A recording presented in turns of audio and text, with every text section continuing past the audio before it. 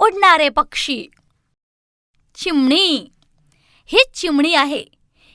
ही आपल्या घरामध्ये राहते आणि दाणे टिपते. हमिंग पक्षी. हा हमिंग पक्षी आहे. हा हवेमध्ये उलट उडू शकतो. मैना. ही मैना आहे.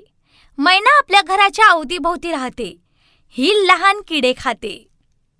कोकिळा. ही कोकिळा आहे. ही वसंत ऋतूमध्ये दिसते. कोकिळा दुसऱ्या पक्ष्यांच्या घरट्यात आपली अंडी घालते. मोर. हा मोर आहे. हा आपला राष्ट्रीय पक्षी आहे.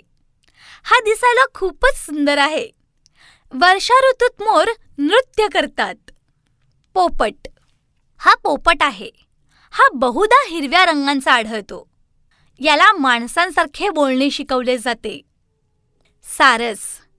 हा सारस आहे. हा मासे खातो. हा खूप वेळा पाण्यात उभे राहून मासे पकडतो. बगळा. हा बगळा आहे.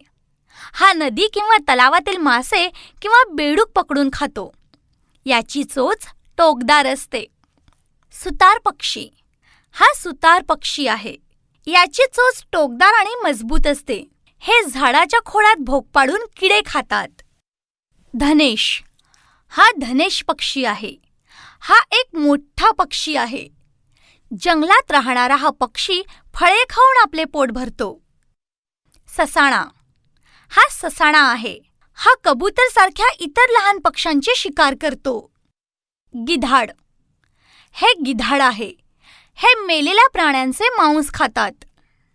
घुबड. हा घुबड आहे. हा केवळ रात्रीच बाहेर निघतो. हा उंदीर आणि इतर लहान प्राणी खाऊन जगतो. बदक. हे बदक आहे.